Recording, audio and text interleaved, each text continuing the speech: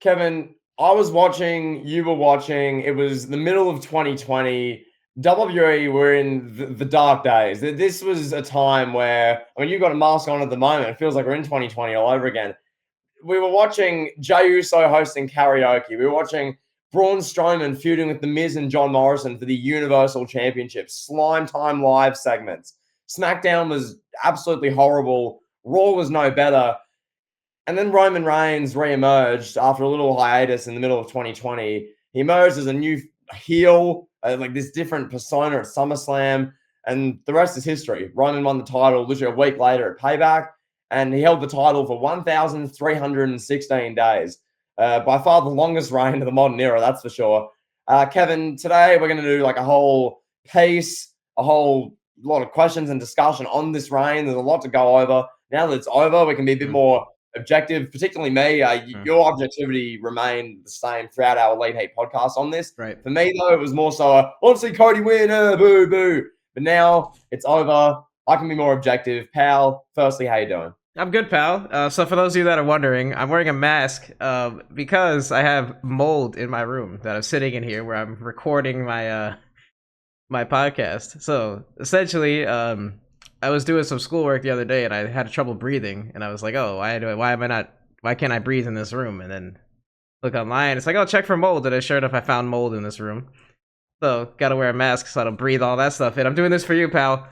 For you, Jimmy. For you, the listeners. I'm risking my life, risking my health to sit here in this room and record Elite Heat and talk about Joseph Anoa'i and his remarkable, illustrious, just one of a kind, once in a generation, arguably the best title reign of all time. Yeah, so Pat, we got a loaded run sheet for this today. We'll probably get right into it. Really, we got about like 10 questions here. As we always do with anything, whether it's retrospective, whether it's on a wrestler, whether it's anything. Pat, I'll just ask you like your overall thoughts. Like, you know, I say Roman's reign. Talk to me about it. What was your overall feeling? What would you say? So the main thing, like the first thing that jumps to mind when I think of Roman's reign and the Tribal Chief run that we've seen, I think unlikely. If I was to put it in one word, like if you would have told me in 2015, right after the Royal Rumble in 2015 in Philadelphia, that hey, in 6 years' time, Roman Reigns is going to return in the middle of a global pandemic and become the biggest star in the company and win all the fans back that he lost, that whether it was his fault or WWE's fault with the booking, whatever, but he would end up being going from being the most hated wrestler to arguably the most beloved and best wrestler of a generation with just like a character change. And then on top of that, he would have had a 4-year run, the longest title run that we've seen. I mean, Michael Cole loved to remind us it was the longest title run since one Terry Bollea, pal. He was about 200 or 300 days away from shattering Terry Bollea's record. That's not really a record since Bruno has the record. Yeah. But yeah, I would say unlikely. And then just the fact that it even happened. And then, like, just to describe the reign, what we did see, I thought it was incredible from top to bottom. You know, I mean, it was really hot for like 2.5, 3 years there, where everything Roman touched turned to gold. He had the gold glove. You know, he played up to that, and it did kind of fall out, kind of came down, mellowed out a little bit, which is natural with anything in life and in wrestling particularly. Wrestling is so short term. If we went back and we looked at a wrestling show from even 7 years ago, the product just wouldn't even look anything like what we see now. Yeah. So just the fact that he was able to stay constant for 4 years is remarkable. 4 years in wrestling is such a long time. Yeah. Like, I mean, 4 years generally is a long time anyway, but it can feel really quick depending on what have you. But like, it's crazy to me, like the length of this, that there are people like myself included. When Roman Reigns won this title, I still had like a semester left of the 12th grade. And now, like, he's won, he's lost the title now finally. And I've been like out of school for 3 and a bit years, well established in the workforce. I got my own life. Like, it's crazy how much happens in 3.5, 4 years. And like, I mean, you'd be the same. Everyone listening to this has their own thing of in the middle of 2020. Where was your life? What were you doing? What did that look like? You know, you may have a whole different friend group, a social situation. You may have been in a totally different geographical area of the world. Like all of this. And now that Roman's reign covered all of it, like that whole time period. It's unbelievable. So really echo on what you've said there. Remarkable is the word for it. This is what Vince McMahon. This is what Dusty Rhodes in 2012. This is what the people who the higher ups 10 years ago, 12 years ago, when Learki, Joseph Anoa'i came into the Performance Center and he's in Florida Championship Wrestling and all this, and he first came in WWE.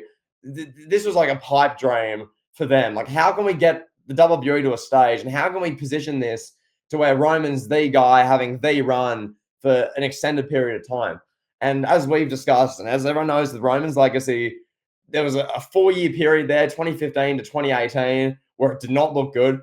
And we'll talk about more with like the all-time rankings and the legacy and all this later. But to sort of preview that, if Roman's career ended in like when he took the break at WrestleMania 36, if Roman misses WrestleMania 36 and retires, hypothetically, where he ranks, probably not that high, to be honest, all time. But this run and what it's done for the business, where the business is now versus where it was then, and how Roman's been basically the driving force in getting it there, alongside probably Paul Levesque, it's been unbelievable. So yeah, this run, overall thoughts, just incredible. As you say, as we've discussed at length, the last year especially, yes, did it wane a little bit? Yeah, but to be expected, obviously, in a 3.5, 4-year run.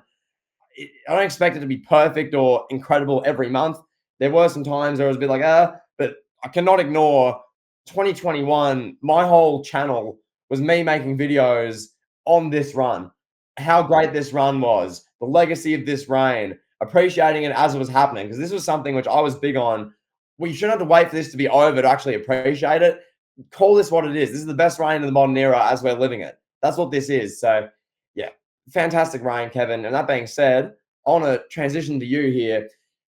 Best defense. Like, when you look at this reign, what was like the best opponent or best match in your objective eye, pal? My mind immediately jumps to the Hell in a Cell match with Jey Uso.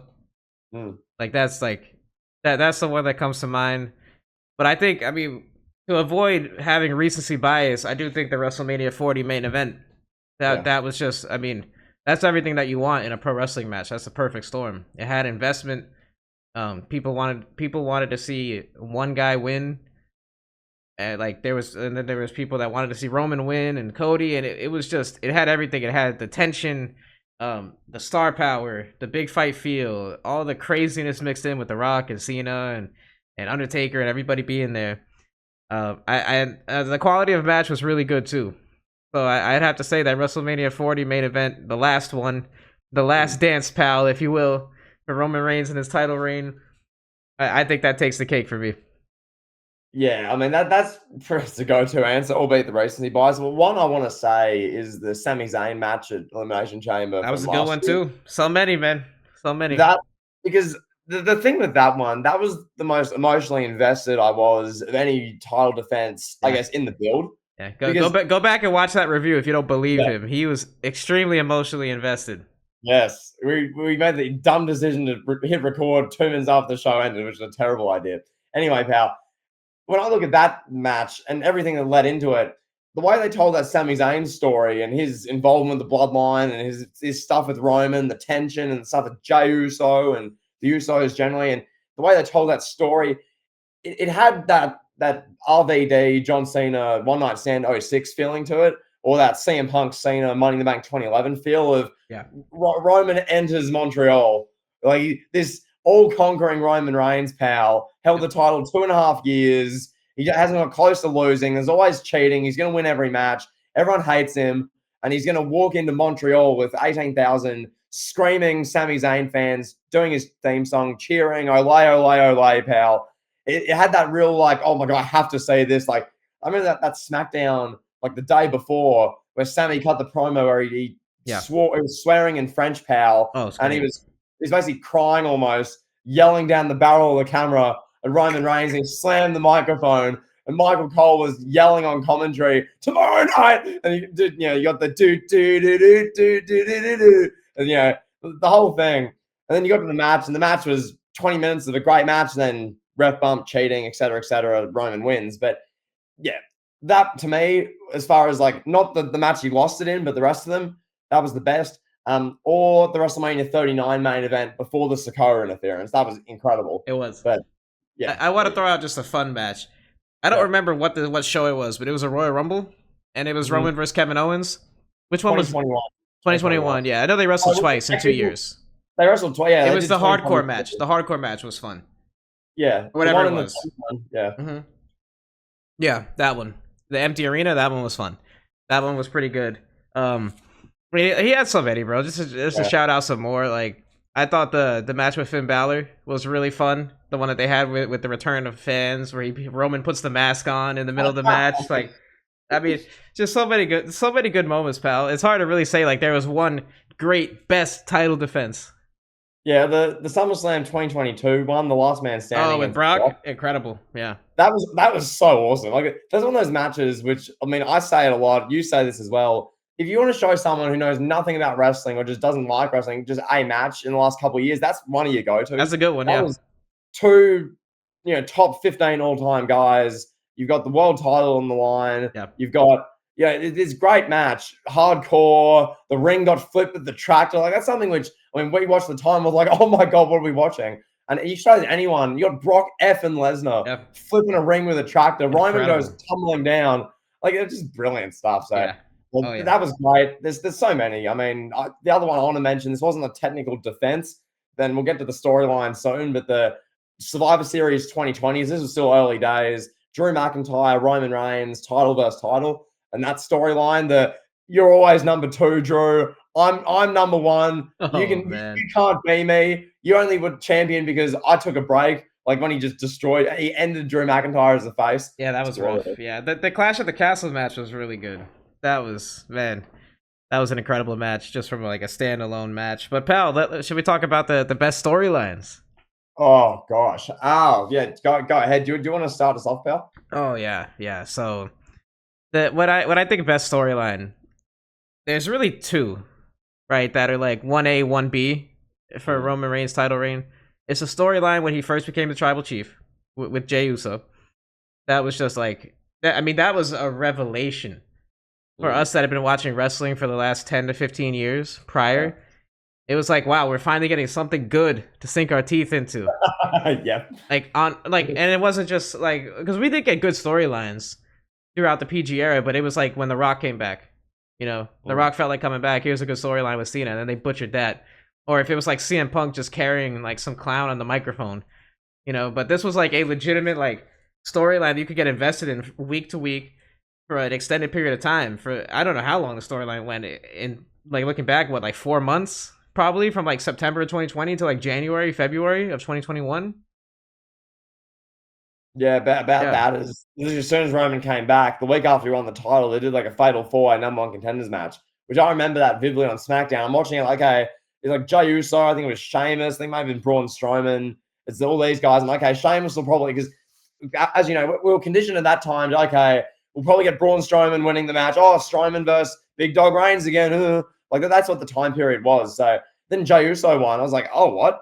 Jey Uso? What the hell? Yeah. And then what they proceeded to do for the next, like, 4 months at Clash of Champions was great. At Hell in a Cell was remarkable, to use that word again. That was one of the great matches of the reign. And just as they carried that on and the emotion of it, but Jey Uso, like, being like, what are you becoming, Roman? Like, you're not the cousin I know. Like, what is this? And fall in line. And, like, I'm the bigger cut. All that stuff they did was so personal. It was personal, John. It was so great. It was just great content, pal. Blistering. What I loved most about it was, like, Jay would cut these, like, 5-minute monologues. Like you were saying, like, oh, how could you do this, Roman? And Roman would just be like, ha, I thought you were Jimmy. It was like, it was so good. And he's like, wait, you look just like your brother, bro. I can't tell you apart. Like it was just so ridiculous. Or he'd be like, oh, come on, little Jay. I used to beat you up in the backyard just messing around, bro. Come on. Yeah. Like Jay be so personal and Roman just laugh in his face. It was great. And it was just a storyline that you could believe in, like I remember talking to like casual wrestling enjoyers at the time. They'd be like, look, like that Samoan family stuff is probably real, man. It seems like they're not really faking this, they're really into it. So that was also part of it. But then the other storyline that we have to touch on is the Sami Zayn storyline, which you spoke about the match that culminated from the storyline. But that entire storyline was what, like a 11-month, 10-month storyline. It started in Yeah. like April or May of 2022 and then ended in February of 2023. Um, a lot of people think that could have been the WrestleMania 39 main event. Maybe looking back at it, it probably could have been.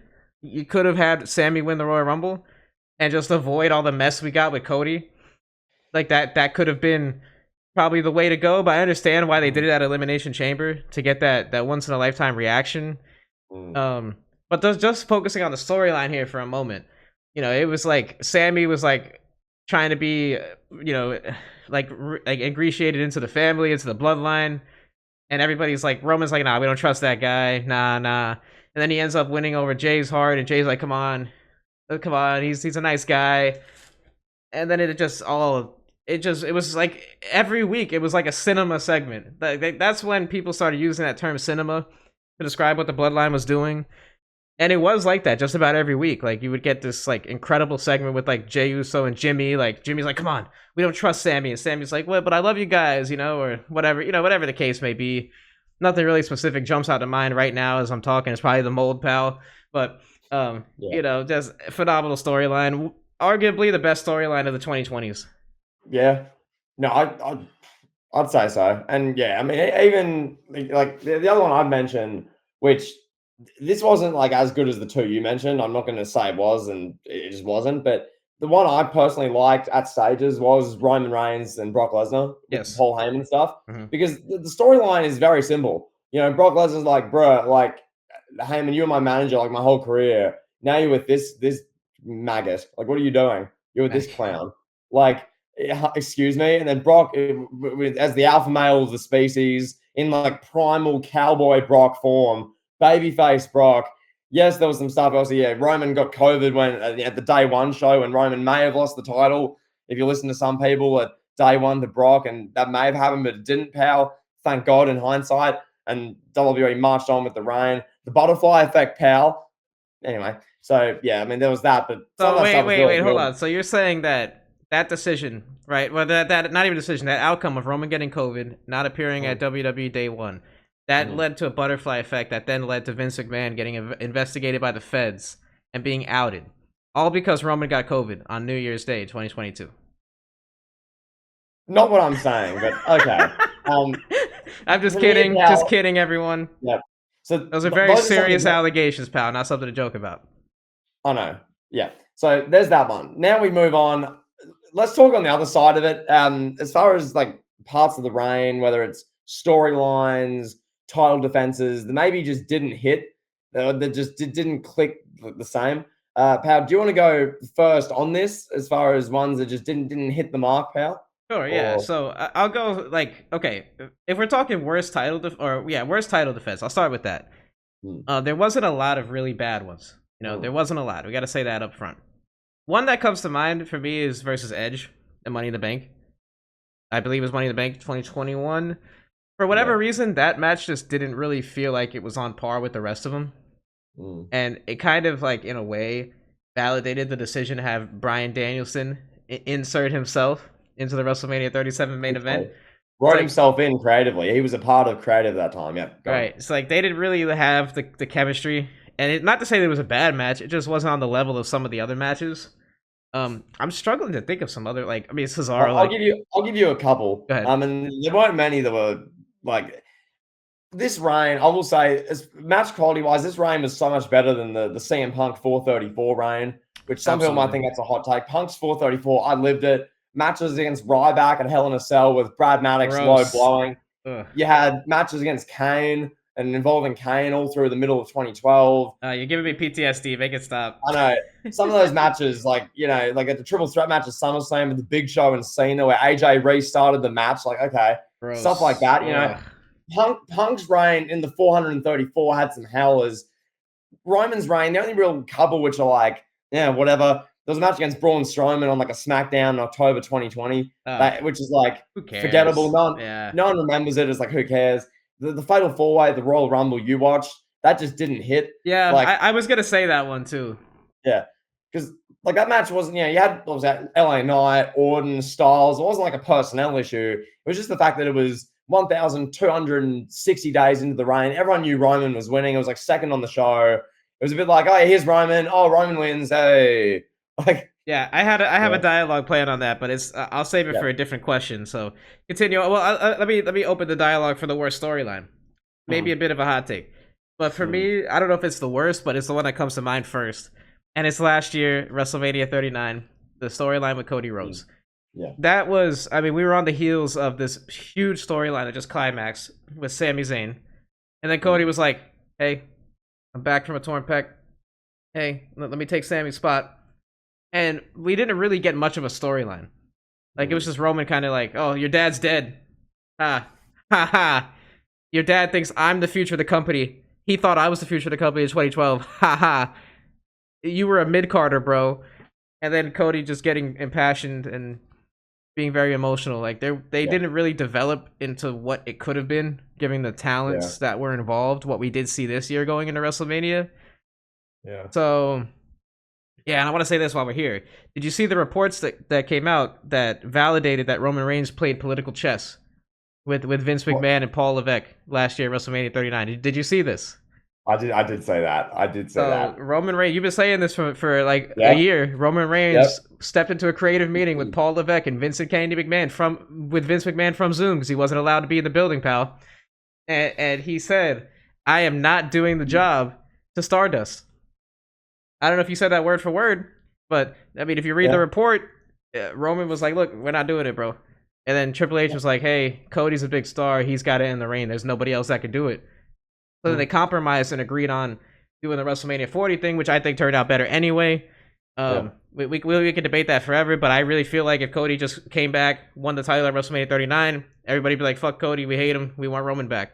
Um, Yeah. Now we're at a stage where people love Cody and all that. So, Yeah. Roman Reigns did play political chess, pal. So, from a backstage storyline perspective, that could have been an interesting storyline, pal. Just the one day a wrestling uncovered video on the politics that Roman Reigns played. He's borrowing from his cousin's playbook, pal, of political Yeah. chess.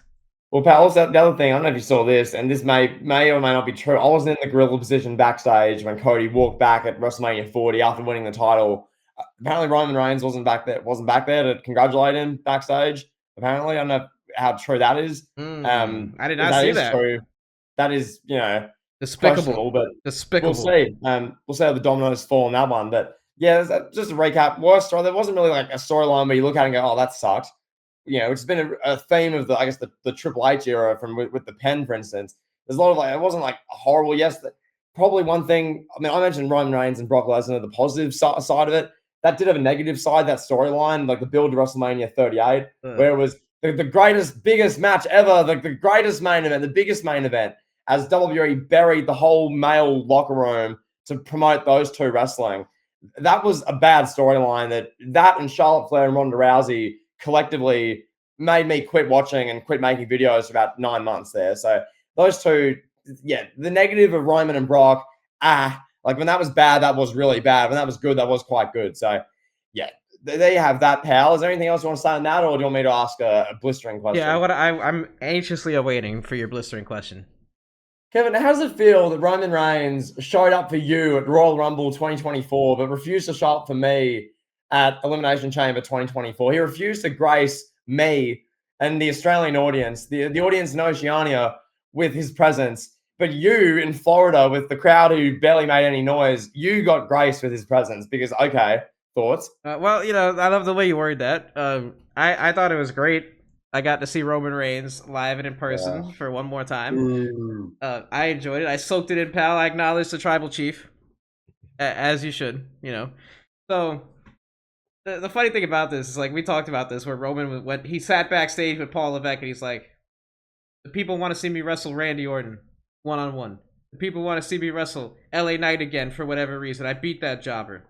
The people want to see me wrestle AJ Styles 1-on-1, even though I beat him when I was a garbage character in 2016.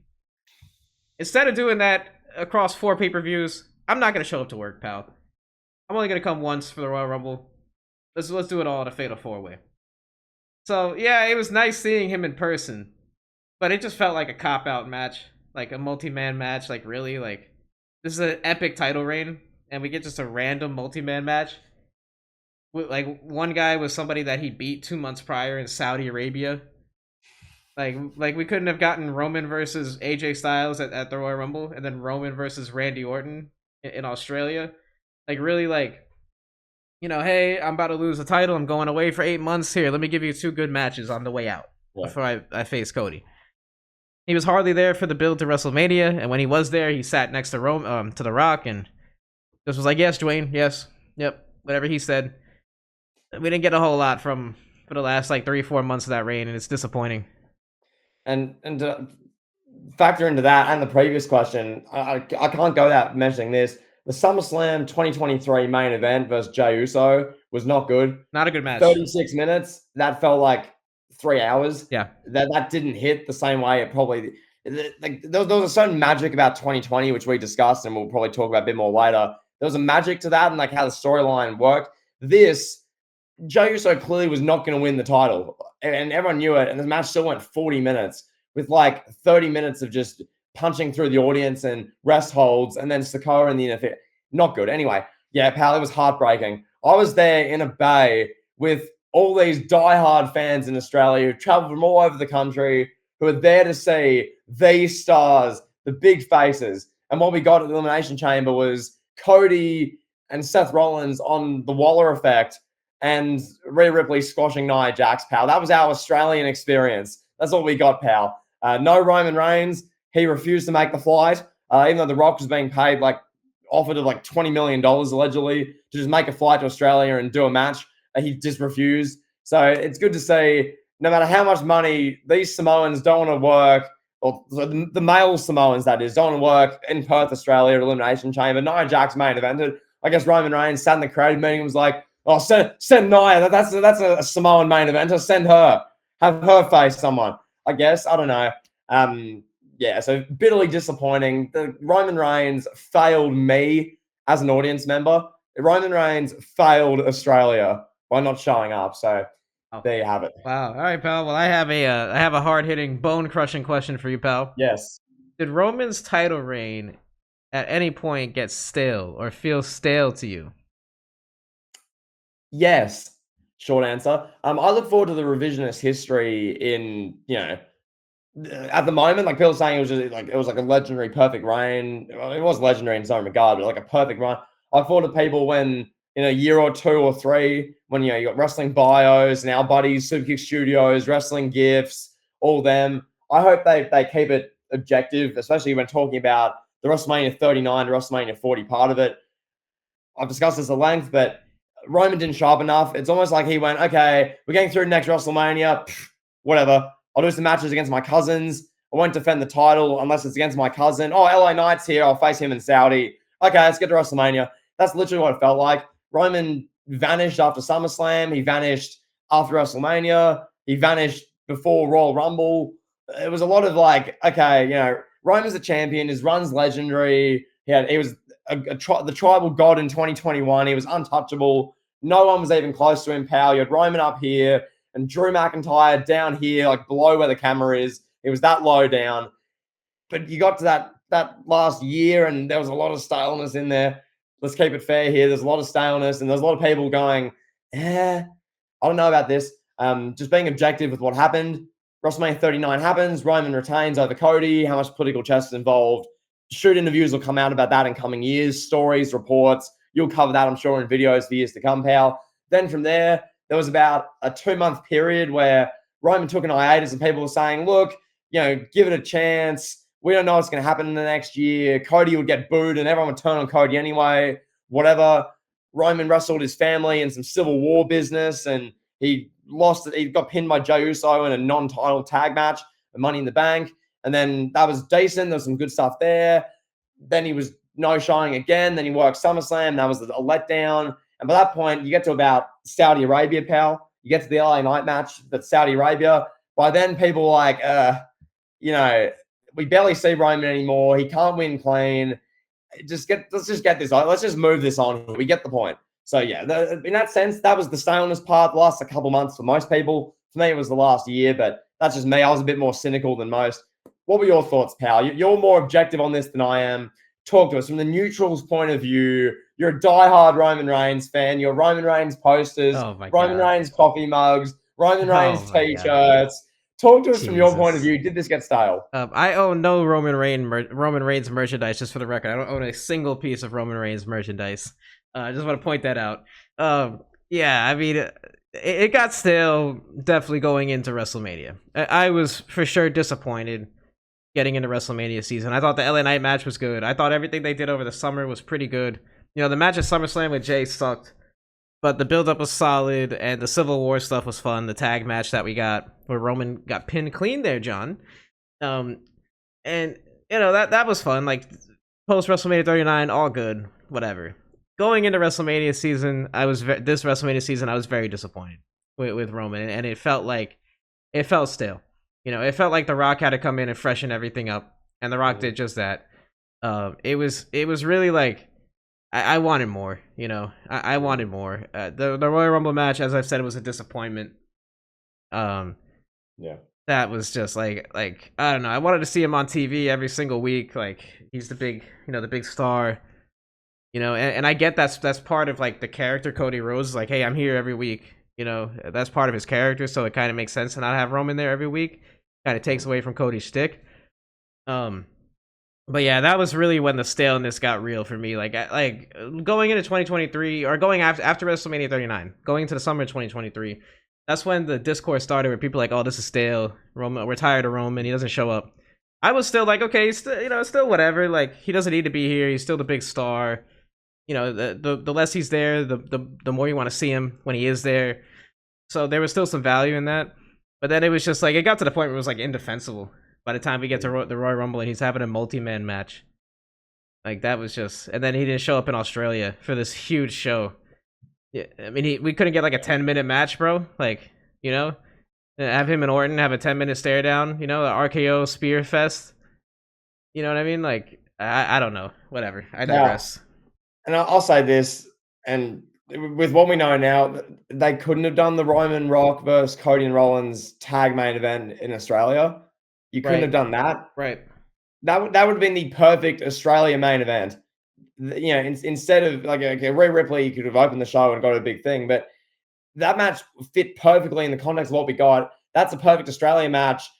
Rock and Roman win, and then we get 6 weeks of Rock, Mama Rhodes beating up Cody in the rain. Rock concerts where he's insulting John Morant and Memphis, and we could have done that whole thing. And they're really egging it on. It's bloodline rules. You have no chance in hell, Cody. Mama Rhodes, here's the weight bells, and really egg that on. But instead of building a tag match while they're building it, that's just hindsight speaking. But with regards to the question, what could have been done better? I said this in our top 25, like a late hate 25 of last year, 2023, when talking about Roman Reigns. I said that WWE wasted a year of Roman Reigns' prime, which was like a bit of a hot take. But what I mean by that is what we talk about. If Roman Reigns didn't have an opponent, let's say he finishes WrestleMania 39, his next match is in Saudi at Night of Champions or whatever in 2.5 months. Instead of having April where he just doesn't show up and half of May where he doesn't show up, have a fun 2 or 3 minute vignette segment or segment of Roman Reigns at the family dinner, or Roman Reigns is at, he's going to get something done, like Roman Reigns in real life being an arrogant asshole. Roman Reigns at the pool, and he's being a dickhead, ordering butlers around, and he's like making people polish his belt, or he's in a pool room with Paul Heyman just playing pool, and then some interviewer, some WWE employee can come in. Roman, what are your plans now that you've defeated Cody at WrestleMania? And he can be like, stupid question, get out of this room, dickhead. Let me play pool, idiot. Or like, you could have really got more juice out of this tribal chief character. I think you could have really made it more like, because we got what we got on screen. We got Roman Reigns coming out. Houston, Sacramento, acknowledge me. Which, can I just say, side rant, these like bloodline Roman Reigns diehard fans are already saying Cody's promos are boring, Cody's promos are stale. Listen, Roman cut the acknowledge me on the tribal chief promo for 4 straight years. Where were you then? And Cody's been champion 2 weeks, and there's a draft coming up in a week. So they're sort of buying time. And now Cody's promos are stale. But I guess Roman coming out saying, Memphis, acknowledge me. That's anyway. So you get my point here. I'm just saying the last year of Roman's run, I wanted to see like the bloodline family Thanksgiving. I want to see Roman Reigns in the pool room. I want to see Roman Reigns going to the bar with Paul Heyman, having a couple of fans come up to him saying, that's Roman Reigns. Roman can't get an autograph, and Roman like smacks a fan, and that goes viral on Twitter. Oh my god. Or like Roman Reigns had an autograph signing. He agrees to go to one, and someone, Roman, are you going to lose to Cody next time you face him? And Roman like spits at the fan or something. Anything. Just like really egg this on, get the most juice you can. They didn't do that, and as a result, we just got Roman not on, which is really my big gripe. So yeah, much of my complaints came from the fact that we didn't get as much juice as we could have, but we still got a pretty good run, as we said. So that's my position there, pal. With that being said, I'll ask you, with what I've just said there, I'll ask you, what do you think could have been done maybe a bit better? Were there some things where you thought they could have maybe enhanced it more, maybe some matchups they could have done or something they couldn't have done? Or talk to me, pal. Well, I have to say, one off top, like it was a great title reign, and there's not really much improvement that could have been done. Like the things that you're mentioning are like little nitpicks, you know. Yeah. Well, I mean, what we got was fantastic. Yeah, there was a drop off, and yeah, some of those segments would have been fun, like leading up to the Civil War. At Money in the Bank, we get like this what do you call it? Like literally a segment where they're having family dinner, and Roman's literally sitting at the head of the table. Jimmy Uso's birthday, or like think of something like that. It's Solo Sikoa's birthday, and they have like a Samoan gathering, and they can really escalate drama, like just stuff like that. Yeah, or you have like Michael Cole like stand up from the commentary desk, and it's like, hey, we're gonna have our monthly check-in with Roman Reigns. And it's just like Roman Reigns, like, oh, I gotta do this thing. I gotta work today. Like, I was supposed to be hanging out with the kids. You know, I was supposed to be at the pool all day, and I gotta put this thing on and talk on SmackDown. I don't want to do this. Like, that'd be funny. You know, just like Roman talking like that, like what appears candid. You know, he's talking to Paul Heyman, like, oh, I gotta do this dumb segment. Are you kidding me? That'd be like, that would have been funny. You know, like, oh, I gotta promote my match with LA Knight.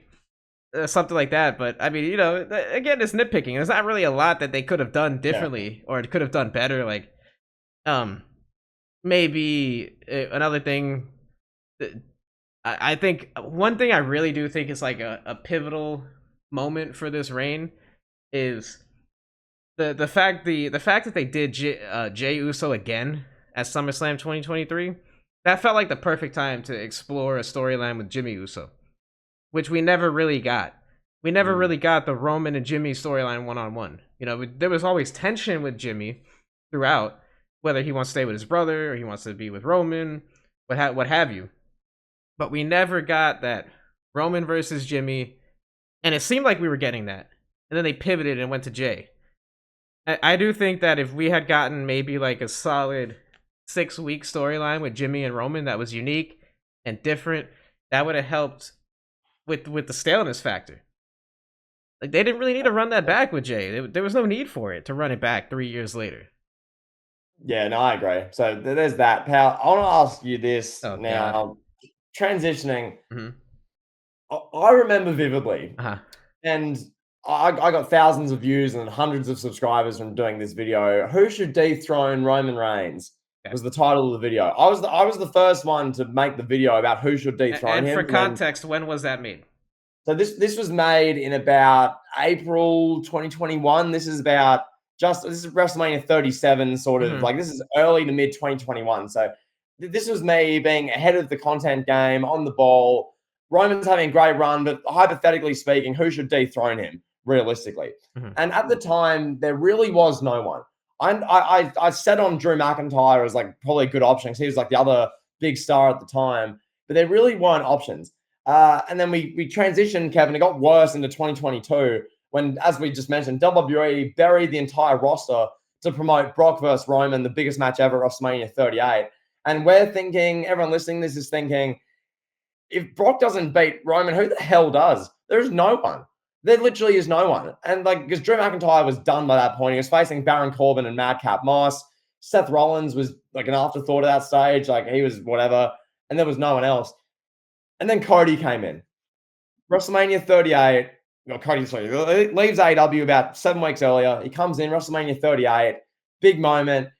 And within 2 years, he so clearly became the next star, the face, the guy who was main eventing every live event, selling a heap of merchandise, thunderous crowd reactions, screaming whoa.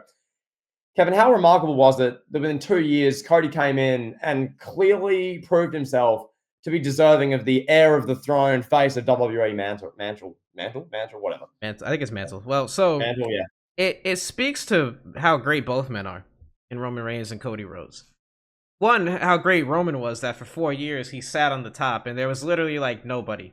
You know, like you said, like all the other top guys, Seth Rollins, McIntyre, you know, Edge, Daniel Bryan. You know, it never really seemed Big E. It never really seemed realistic.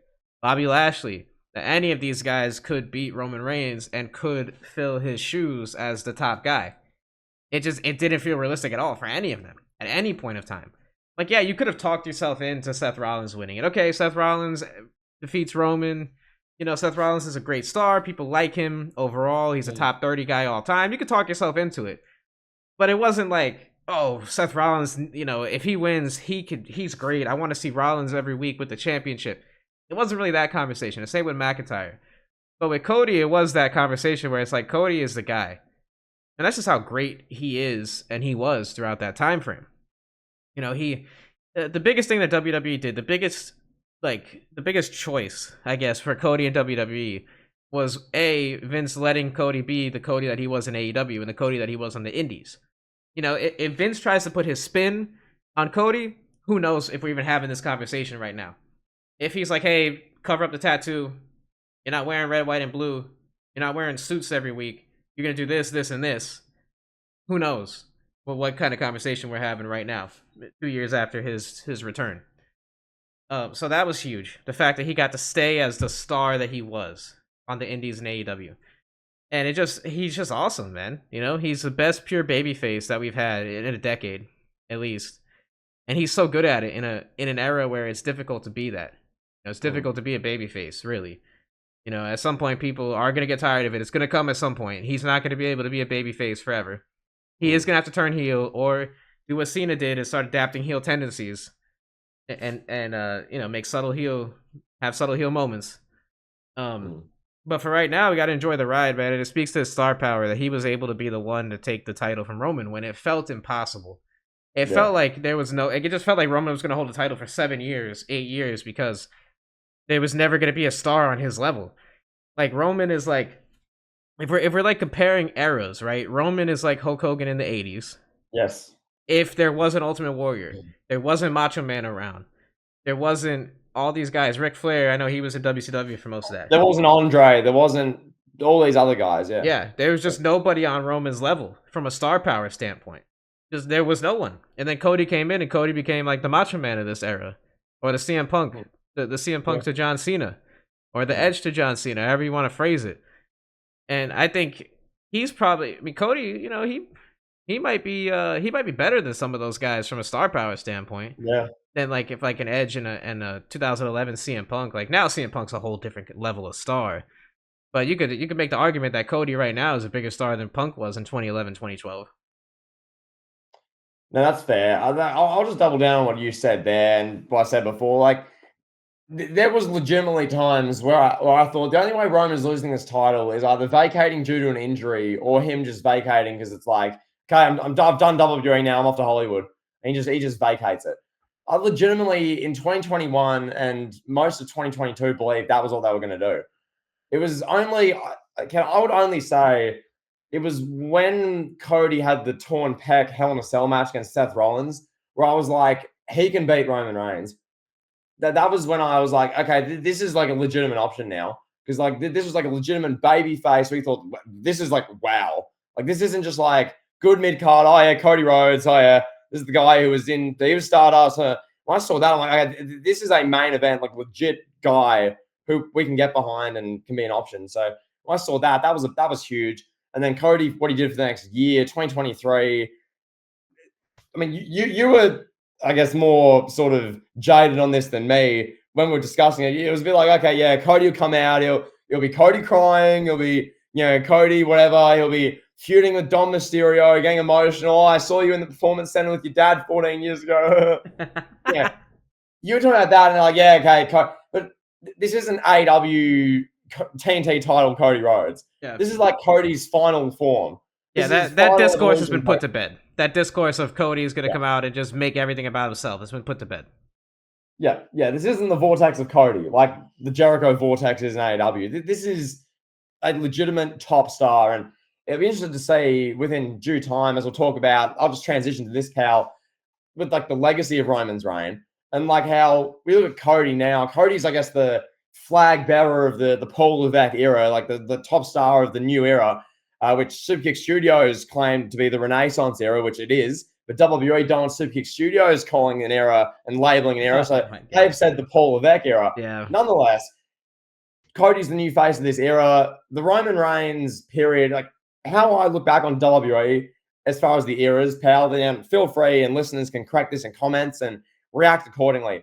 You had the PG era, which was really like end of OA through what are we saying? I'm saying about 2014 was proper PG era. That was like your classic PG era. 2015 through about 2019 was like the reality era. And the reality is that the show sucked.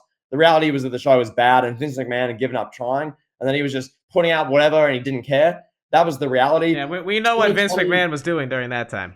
We already know. No comment. And then 2020 through 2020, pretty much now basically, you can call it the Bloodline era. You can call it, the COVID era, called the Bloodline / pandemic era in many regards. The pandemic era was like a phase for a year or two there, but this is the Bloodline. This is the Roman Reigns era. And it's fitting. I think he has an era named after him. It was the Bloodline era, and now it's the Paul Levesque era, the Triple H era, the whatever you want to call it. So, yeah, pretty cool, pretty nuts. What the legacy of the reign? This reign saved WWE. This reign, along with Triple H, saved wrestling, along with AEW and what they brought to the table as well. But without this reign, pal, the on-screen product for WWE, I'm doing a video as we speak, and we'll touch on more plugs on this later, but I'm doing a video on the dark days of WWE 2020 right now. I'm watching back and listening back to my rants of 17-year-old me going off, feeling like defeated inside watching these shows, sitting there as a 3-hour performance center Monday Night Raw is main evented by what? I don't know. Like there was nothing at the time. There was nothing worth watching. And now I'm watching what we've got now and what we've had and going, wow, it is night and day. And I've got a whole quote in my video just to make it even more dramatic, to really egg it on about how you got to make it through the darkness to get through the light. As cliche as it sounds, you got to get through the darkness to get through the light. And it's true. Roman Reigns carried the torch out of the darkness. Roman Reigns lit the torch amidst a pandemic, amidst global chaos, amidst Vincent Kennedy McMahon with blistering allegations. Oh my god. Roman Reigns, through being immunocompromised and his own health at risk in a global pandemic, said, nah, this is my moment. They've tried me for years as the guy. It hasn't worked. Heyman, let's do something special. And Roman Reigns, Joseph Anawai, and his 5 children and his wife put the company on his back. He led the WWE with the Bloodline, with Jey Uso, with the people he took on board, with a bunch of passengers at the time.